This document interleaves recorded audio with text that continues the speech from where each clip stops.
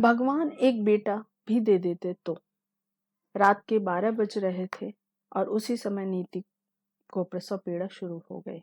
कविश ने फटाफट नीति की माँ को जगाया और सब नीति को लेकर अस्पताल गए। नीति दूसरी बार माँ बनने जा रही थी।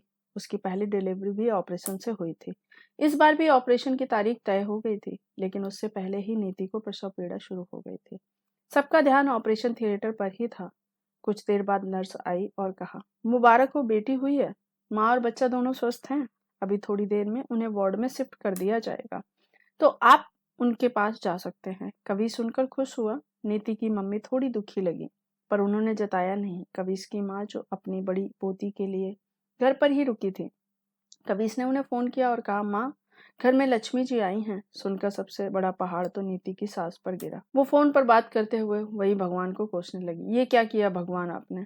इस बार बेटा दे देते तो कितना अच्छा रहता। मेरे बेटे का वंश कैसे आगे बढ़ेगा? कौन उसके नाम को आगे बढ़ाएगा? ना जाने कितनी बार उन्होंने नीति को भी कोसा। उनकी दकियानूसी बातें सुने बिना ही कविश ने फोन रख दिया। नीति को वार्ड में शिफ्ट कराकर कविश घर पर आया तो माँ की वही बातें शुरू हो गई। कविश ने जब समझाया तो उल्टा उस पर ही गुस्सा करने लगी और बिना बहू पोती को देख के वापस गाँव चली गई। नीति जब अस्पताल से घर लौटी तो सास को ना पाकर समझ गई कि वो चली गई, पर उनका इस तरह से जाना नीति को कचोट रहा था, जैसे सब उसकी ही गलती है। आसपास पड़ोस वाले जब बच्चे को देखने आते तो यही कहते, ओह, फिर लड़की हुई। लड़का हो जाता तो कितना अच्छा रहता। सबकी बातें सुन नीति और भी उदास हो जाती। नीति की माँ भी 2 महीने बाद अपने घर लौट गई। अब दोनों बच्चों की जिम्मेदारी अकेले निधि ही संभाल रही थी। शायद मन के एक कोने में नीति की भी यही चाहत थी कि लड़का होता, पर एक कवि सी था जो अपनी बेटी के आने पर खुश था। वह नीति के मन की बात भी समझ रहा था और उसे समझाता भी था। नीति, उदास मत हो, अब हमारा परिवार पूरा हो गया है। हम दो, हमारे दो। परी को साथ में खेलने वाली प्यारी बहन मिल गई, और क्या चाहिए तुम्हें? नीति, अब जमाना बदल गया है और बेटे बेटी में कोई फर्क नहीं होता। नीति ने गहरी सांस लेते हुए कहा, कविश, मुझे मेरी बेटी का होने कोई गम नहीं है, पर दुनिया वालों की बातें सुनकर मेरा मनोबल गिरता जा रहा है। आसपास पड़ोस वाले तो फिर भी गैर हैं, पर मम्मी जी तो अपनी थी। उनके व्यवहार से मेरे मन को बहुत ठेस पहुंची है। वो बिना मेरी बच्ची को देखे, बिना आशीर्वाद दिए वापस चली गई। इसमें मेरी क्या गलती है कि मुझे दूसरी बार भी लड़की हुई? नीति, सबकी बातें छोड़ो। तुम सबकी बातों में आकर अपने आप को कमजोर मत पड़ने दो। यदि तुम ऐसा सोचोगी तो आस पड़ोस यही सुनाकर जाएंगे। इसलिए लोगों की छोड़ो और अपनी बेटियों की माँ बनकर मजबूती से अपने आप को संभालो।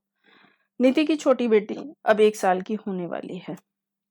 कवि इस बेटी का जन्मदिन अपने माता पिता के साथ मनाना चाहता था, इसलिए अगले सप्ताह वे दोनों अपने गांव जा रहे थे।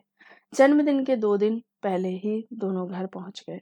छोटी बेटी के समय घर का माहौल ऐसा हो गया था कि उस समय छठी पूजा छोड़ और कुछ नहीं हो पाया था। पोती के जन्मदिन की तैयारी देख नीति की सास मुंह फुलाए बैठी थी। जन्मदिन की सारी तैयारियां हो चुकी थी और आज कवि के करीबी रिश्तेदारों के अलावा नीति के मायके वाले भी आए हुए थे। जन्मदिन की पार्टी शुरू हो गई। पार्टी में आई आस पड़ोस की औरतें हर समय कानाफूसी करते ही दिखाई दे रही थी। नीति की सास अनुराधा भी एक कोने में बैठी हुई सब देख रही थी। उनकी कुछ सहेलियां उनके बगल वाली कुर्सी पर बैठी उनसे सहानुभूति जताने लगी। बेचारी अनुराधा जी, एक ही तो बेटा है उसका, और बेचारी की बहू को दूसरी बार भी बेटी पैदा हुई है। भगवान बेटा दे देते तो कितना अच्छा होता। अब कौन इनका वंश आगे बढ़ाएगा? बेटियां तो दूसरे घर चली जाएंगी, फिर बुढ़ापे में इनका सहारा कौन बनेगा? वहीं से गुजर रही नीति उनकी बातें सुनकर रुक गई। उसने हाथ जोड़कर कहा, आंटी जी, मुझे माफ करिएगा, क्योंकि मेरी बात सुनकर शायद आपको अच्छा ना लगे। आंटी जी, अगर वंश नहीं बढ़ेगा तो हमारा नहीं बढ़ेगा। हमें बुढ़ापे में बेटे का सहारा नहीं मिलेगा। उसके लिए आपको तकलीफ क्यों हो रही है? आप सबके बेटे तो हैं ना, तो बढ़ाइए अपना वंश और बुढ़ापे में रहिए बेटे के सहारे। मैं और मेरे पति अपनी दोनों बेटियों के साथ बहुत खुश हैं।